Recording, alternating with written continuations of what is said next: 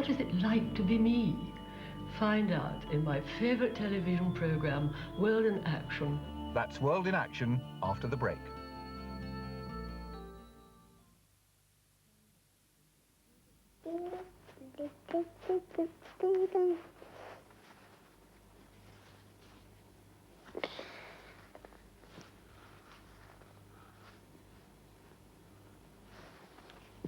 Crisp golden flakes of corn.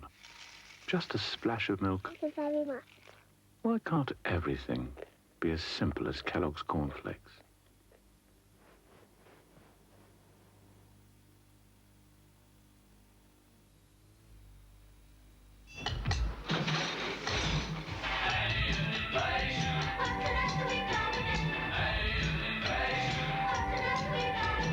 This is the best bit.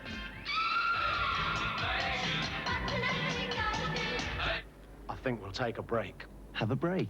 Have a Kit Kat. What do you think? You can't sing, you can't play, you look awful. You'll go a long way. All right!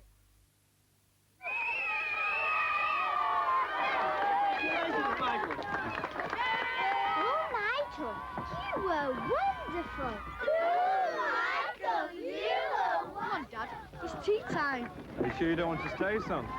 Bernard Matthews lamb roast. Tender, succulent meat. A mouth-watering real meal any day of the week. Bernard Matthews brings them home to roast. Michael forgot this. Dad. Dad. New Kleenex Velvet toilet tissue. Now even more velvety soft. Dad. What? I think you should grow a beard. New Kleenex Velvet. Softness is our strength.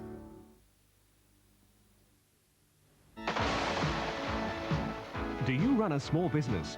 Could you use some extra cash? Then listen to this. It's your last chance to win £40,000. Granada's Flying Start is offering £200,000 to small businesses in the Northwest, and the top prize is £40,000. All you have to do is take part in our programme. You get your business on television and the chance of a big cash prize. But act now. This is your last chance. Right now for an application form to Flying Start, Granada TV, Key Street, Manchester M60 9EA.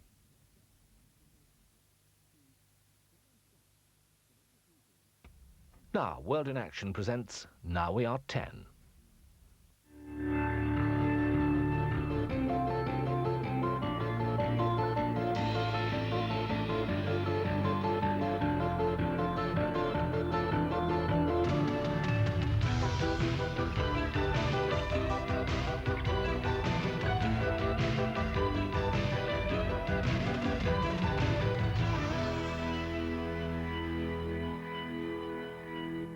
One of her most typical traits is when she's in full flood on TV and the television interviewer tries to put his question.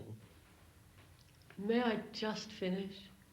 I mean, she's constantly interrupting people. It's her way of telling people off for their bad manners of interrupting her.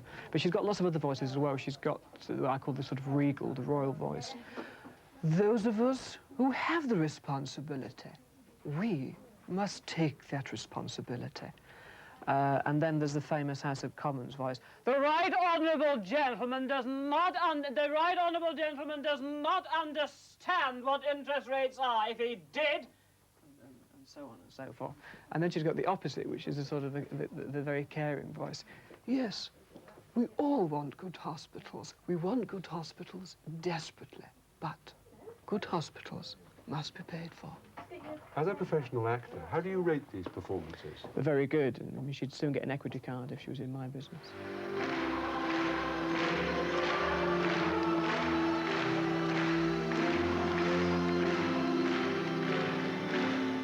Who is she really? Tonight, World in Action concludes the celebrations of Margaret Thatcher's 10 years in Downing Street with a behind-the-scenes look at Mrs. Thatcher, the actress. What are the techniques that have sustained the most successful, admired and mocked politician of our time?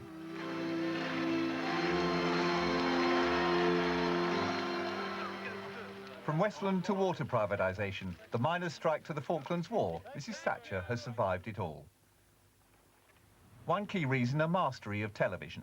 World in Action filmed her in 1975 when she was first encountering TV.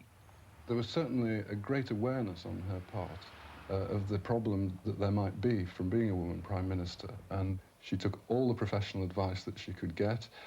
There were professional television producers to advise on camera angles and lighting. There were professional playwrights to help with speech writing. There was a voice coach to help get the pitch of her voice right. Even dentists to improve her teeth. There was almost nothing left to chance. Today, impressionists endlessly parody her voice.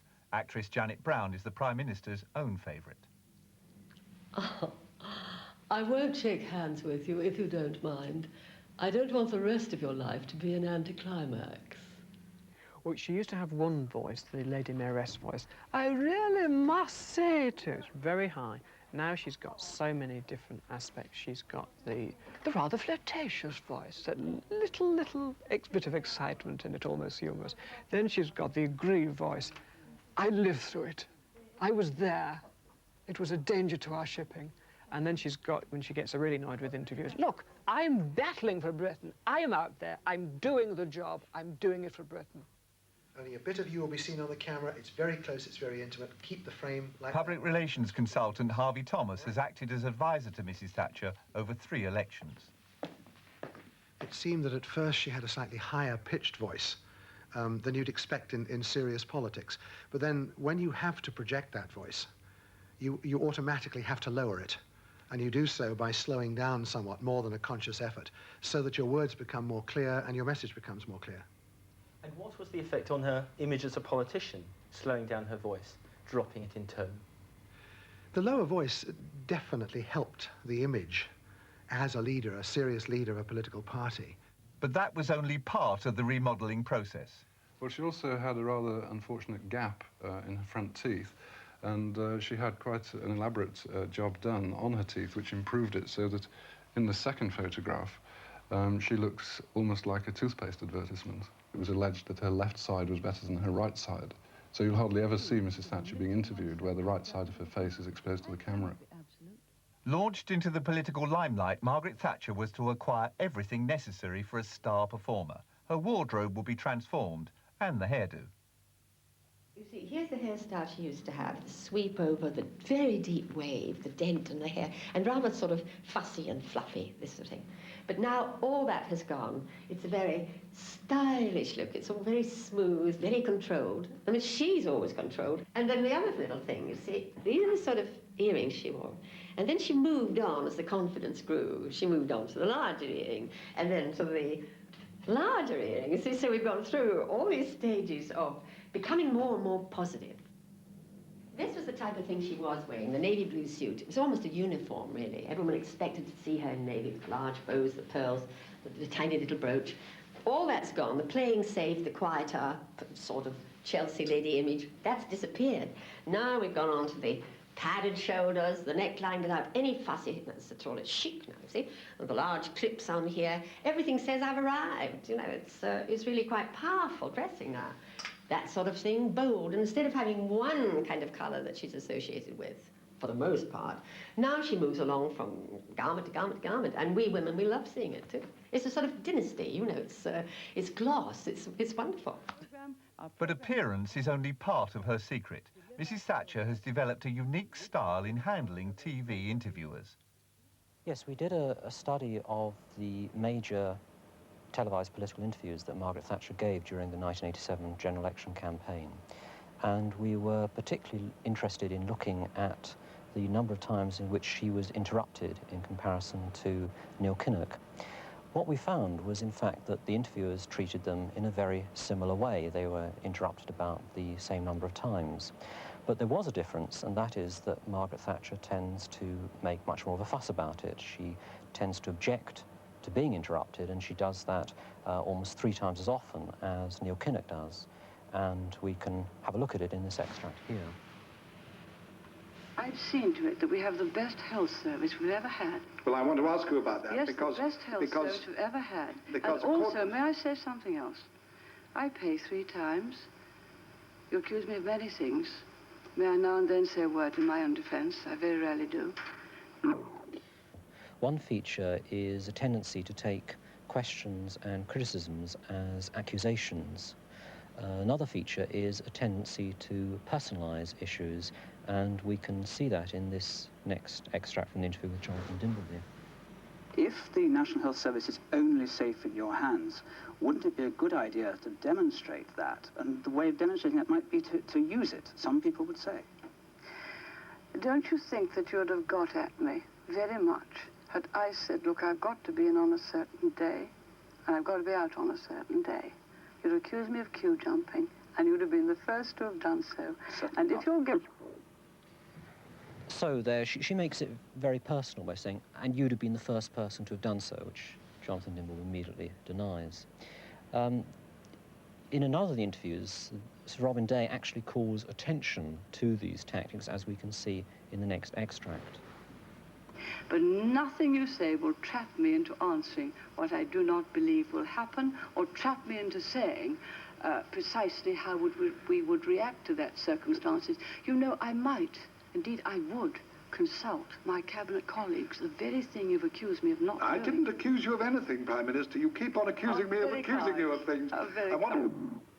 The fact that she makes a great deal of fuss about being interrupted, the fact that she takes questions and criticisms as accusations, and she also tends to personalise issues, makes it look as if the interviewers are behaving rather badly. Indeed, Robin Day is pushed on the defensive so much that he feels obliged to justify his role as an interviewer by pointing out that his job is there to ask questions. We've had an increase of home ownership, the heart of the family. Can I under get in this a question, government. please, Prime Minister? You asked me the most fundamental thing. Well, I know, but we're not having a party political broadcast. We're having an interview which must depend on me asking some questions occasionally. In fact, I think generally most British interviewers seem to be rather frightened of her. This contrasts very strikingly with an interview by an Australian political interviewer where she was asked questions about South Africa. But there is nothing in sanctions that will improve the situation. It will make it worse. Whatever makes people who put the questions that you do think that by adding starvation of black families and black children... But there is already starvation. And poverty. There is already poverty. There is some poverty, and Operation Hunger, in which we have a good part to play, and some of the help we give relieves it. You want to take the small amount, the poverty that there is, the starvation, and the add small to amount it of poverty. enormously. Sorry, did you say there was a small amount of poverty? Comparative to what you would have with sanctions. But the bloke... I think the very interesting thing about this interview is that when she makes a personal attack on the interviewer, he stands his ground. In fact, he goes on pushing home the point. He then forces Margaret Thatcher on the defensive, and she ends up getting very flustered in response to this. Yes, I mean, she's got various tricks and manoeuvres in interviews. If you ask me a question, and I'll show you one of them anyway. Do you behave overbearing as a television interviewer when a more reasoned approach might be more suitable? What she's doing there by blinking is suggesting that the question is unfair and the interviewer shouldn't ask such a question as that. I mean, she's also got a different trick, which is, I think, slightly more aggressive.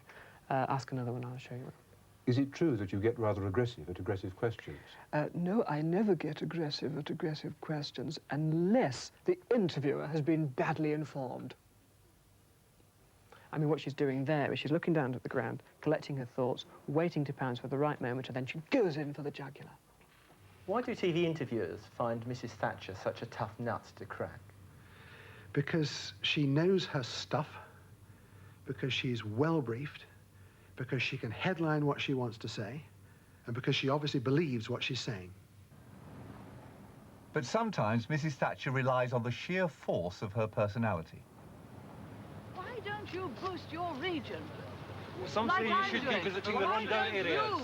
Some say you should be visiting the rundown areas. I am seeing the rebuilding of the areas that were run down. Now, here you are.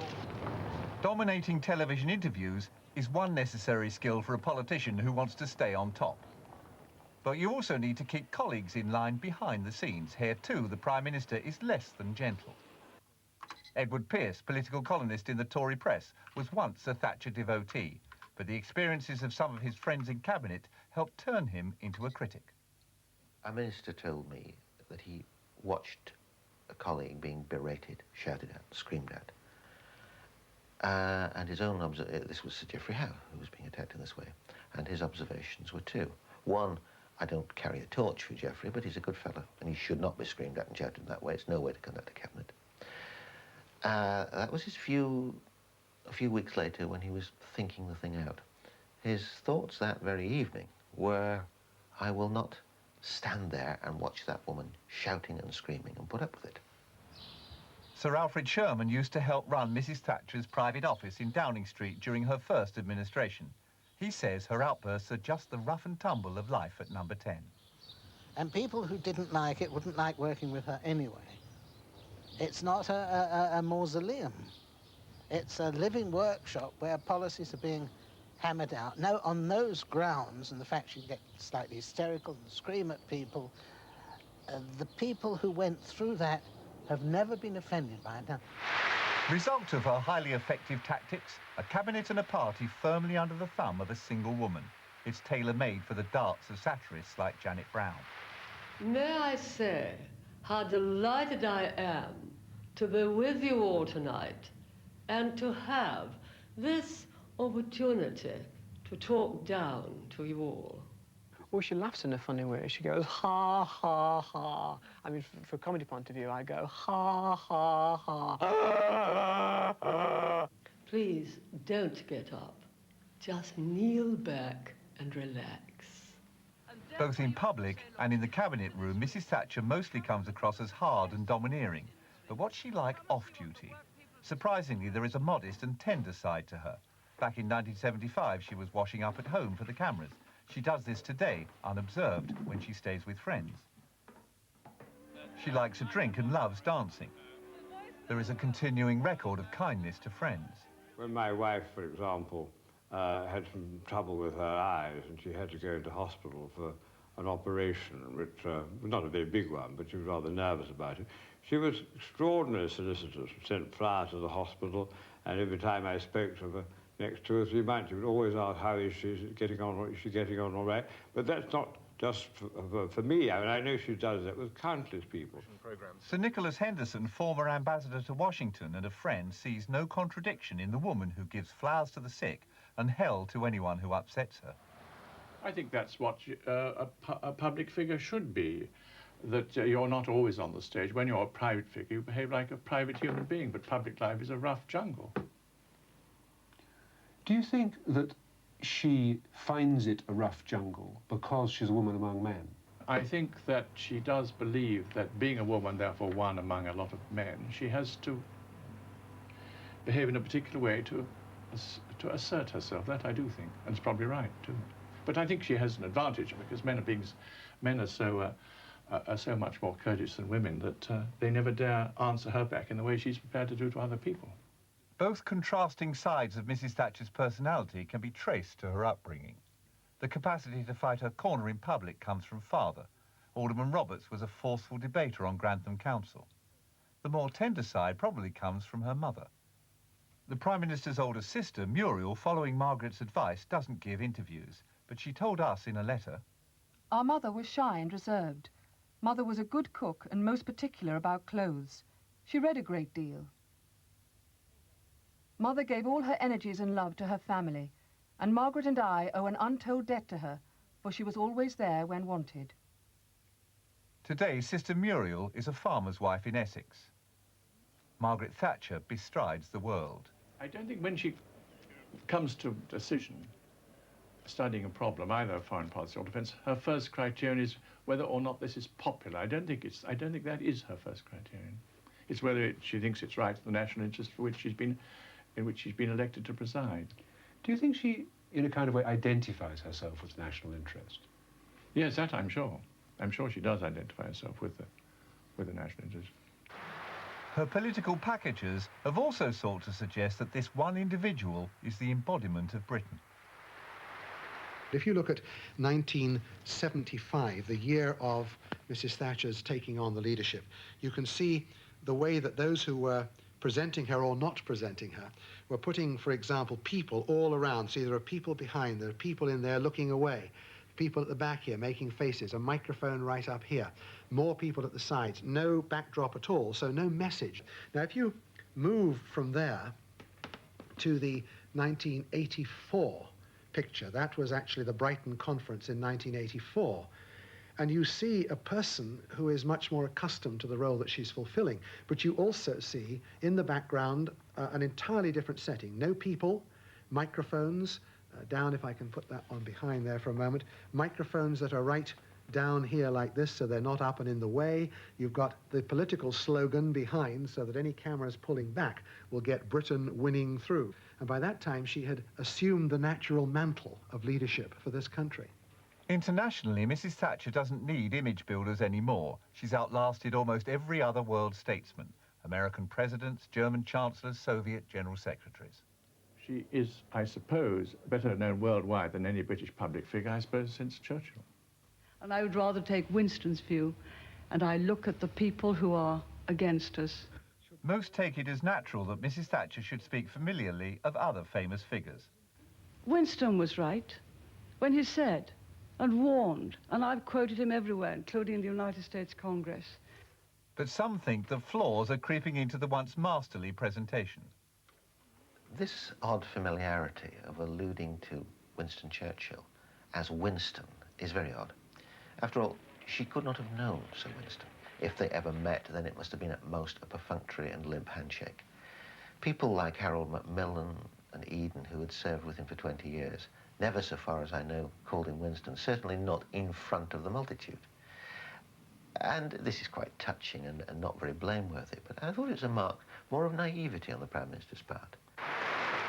There are signs that 10 years on, Mrs. Thatcher is paying less attention to the image makers who once guided her. Increasingly, she takes the risk of making her own public relations decisions. I think the most obvious thing is that she's grown immensely in confidence. Most of the ministers who disagreed with her have either left or been sacked. And I think under these circumstances, there is a very real danger that a politician, because of they have been so successful for so long, will become so confident that they may not listen to advice as much as they did in the past. Do you think she's getting a bit regal? Not sure regal is quite the right word, but I think certainly her presence is becoming more of a presence. Simply, I think, because she's been there for a very long period of time. There is, of course, another contender for the natural mantle of the country's leadership.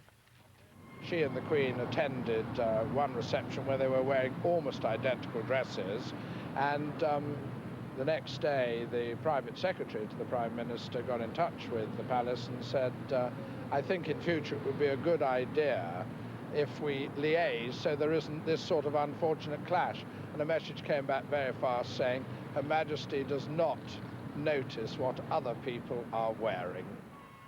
In 1982, a more serious point. It suggested Mrs. Thatcher's view of her role was starting to change. When Britain celebrated victory in World War I, King George V took the salute. This 1946 parade celebrated victory in World War II. The salute was taken by King George VI. The royal family was on the stand. Churchill had been Prime Minister and wartime leader, but he took a back seat. But when the Falklands victory was celebrated in the City of London, it wasn't the Queen, it was Mrs. Thatcher on the balcony. There were no royals to be seen. Critics took their chance. It was fairly extraordinary that the parade marched past her rather than the Queen, and this was pretty extraordinary because you do fight, our troops fight in the name of the Queen or the King, whichever is the case, not in the name of the Prime Minister. In another respect too, Mrs. Thatcher is apparently beginning to assume the role of symbolic national leader. Do you think Mrs. Thatcher seems to be visiting the scenes of national disasters rather more frequently than previous Prime Ministers? Yes, I don't think there's any doubt about that. But disasters have changed, haven't they, in many ways? I mean, we seem to have more of them. But I mean, no, it's something which she does, which I can't recollect any previous Prime Minister having done in the past. At national disasters, the royal family seems undecided as to which of them should attend and how quickly. Mrs. Thatcher reacts with energy and speed. She flew to Zeebrugge the day after the ferry disaster.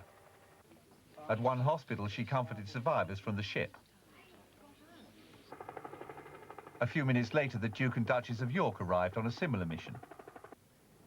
After the Clapham rail crash, she arrived at the scene 2 hours before the Yorks. Mrs. Thatcher visited the scene of the M1 air crash a day earlier than Princess Anne and 2 days before Prince Charles. But as far as visiting scenes of accidents, that's just human concern more than anything else. Showing a care and showing that everything that can be done is being done. And most of the other ministers, certainly the responsible ministers, would do the same thing, I think, to show that they are interested and they're going to make sure things are put right as quickly as possible. But this new role can also be portrayed as strange and even comic. One left-wing publisher is having these cards printed. Production began in March. Orders have already doubled. Writers in the Conservative press have also identified a weakness. Former Thatcher supporter Edward Pearce. Very quickly, I think people grasped that she was overdoing this, that a chap could not fall off a ladder and break his neck without the Prime Minister getting an arm round the shoulders of his widow. There was a certain tendency to be on the spot as soon as any tragedy occurred. I think as a shrewd politician with a great deal of experience, she thought that public display of compassion would be not unadvantageous. Lastly, Mrs. Thatcher often uses the royal plural, we.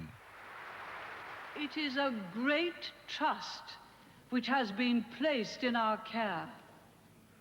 May we never fail. Mr. President, we also have a vision of the world. Our vision is of a Europe. Is that right? We have become a grandmother. Do you think she says we rather a lot? Well, I think that's become a habit, relatively, over the last few years. And it's not clear why she says we. She says we, I mean, I don't know whether it's a collective we or it's, to embrace, what we, the government, are doing, or what it is. I just don't know. We have become a grandmother is hardly a group activity, is it? No, but I think that could mean Dennis Thatcher and she had become grandparents, But she said grandmother. Yes, I mean, I just don't know. I mean, it's an odd way of stating it, I think, basically. Some critics see Mrs. Thatcher's use of the royal we as more than odd, a sign perhaps that her former presentational touch may be slipping. Edward Pearce. The regal manner doesn't help anybody. She does have a tendency to wear an imaginary tiara on all occasions. A shrewder politician would say this is ridiculous. I will be laughed at. There's a comic side to it. I don't want people giggling behind their hands and saying, there he goes, strutting in front of the mirror, trying on a crown. Most people possess that particular form of self-doubt which constitutes an ability to giggle at oneself. She has it in no degree at all. The criticisms will continue, but 10 years at the top have taught Mrs. Thatcher that ridicule is powerless against a disciplined personality determined to have her way. She is against 10th anniversary television programmes because they might seem like the end of something. In March 2000, she could become the longest-serving Prime Minister in British history. Meanwhile, she can afford to regard imitation as the sincerest form of flattery. Of course, I have always observed the protocol at Buckingham Palace, the kissing, the hand, the kneeling. I just sometimes get a little concerned that the Queen might not be able to get up afterwards.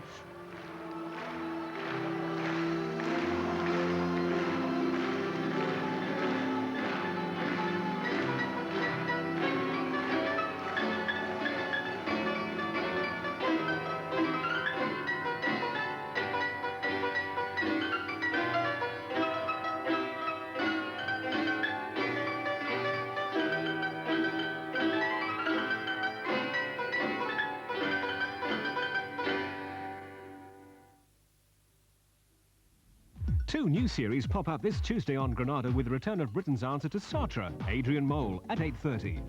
Now, come here. Let me squeeze that spot for you. I have decided against medicine for a career. I'm not surprised she laughed. She isn't an intellectual. She hasn't washed my shorts and it's PE tomorrow. Pandora, who I adore, is going out with Nigel. I don't think I'll ever get over this shock. High drama and storyboard at 9 this week, making news. Hugh George. In Washington today, the president, this jacket does look decidedly paler. We report, they comment. That's the news. Oh, is it? Ha! I'd never have known. I want a job. You've got a job. You're a TV journalist. Oh, you fancy a drink? We can't all be sloshed on air. We're going to blow the Beeb and ITN out of the water. That's the new series Double Bill for this Tuesday evening on Granada. In a moment, Kirk Douglas stars as Amos, an ex-baseball coach confined to a nursing home.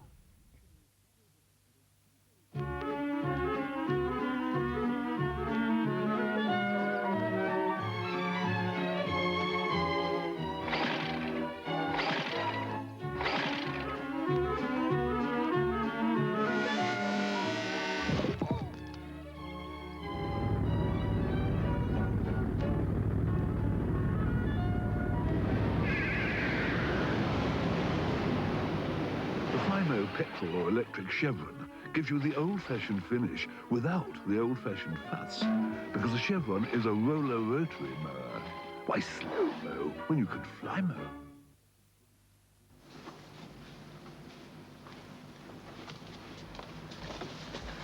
What are these? Currents. Well, I know the currents, but what for and why are you sticking them in your butt? For some sort of project. What sort of project?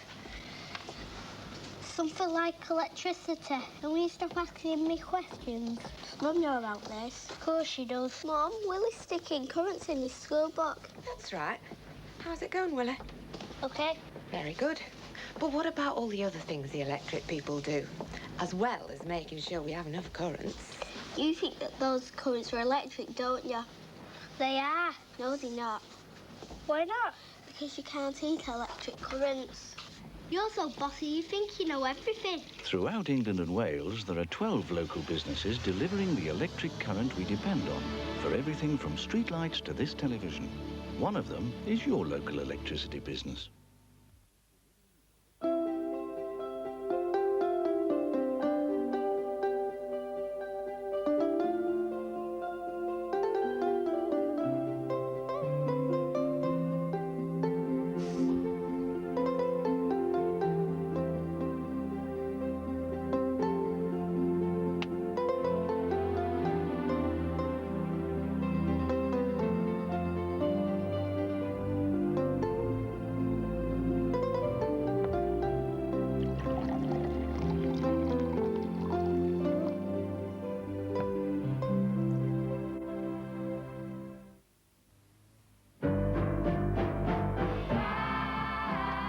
Mark?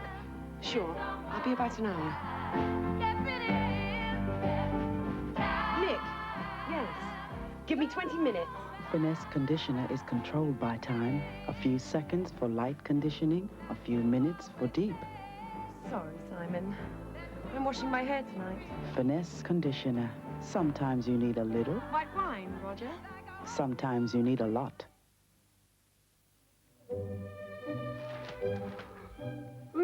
So what's new? Summit fixed for June, new trade figures, but what do you make of the Harrigan speech? Well, I don't know. I haven't really had a chance. Well, come on, the power of the courts is being usurped and you're playing with an ex-soldier. Listen, until you get some kind of international cooperation... Cooperation is one thing. Riding roughshod over the judiciary is another. It's precisely the point. For a more stimulating breakfast, try paper with a mind of its How can own. you call a few stories in the media the evidence? Because they are authentic. Ain't no stopping us now. We're on the move, moving, moving. On Tuesday, lost children of the Empire. They went in their hundreds of thousands to the colonies. True stories of their triumphs, reunions after so many years, their tragedies. Lost Children of the Empire, ITV, Tuesday night at 10:35. Now in Granada, Kirk Douglas stars as Amos.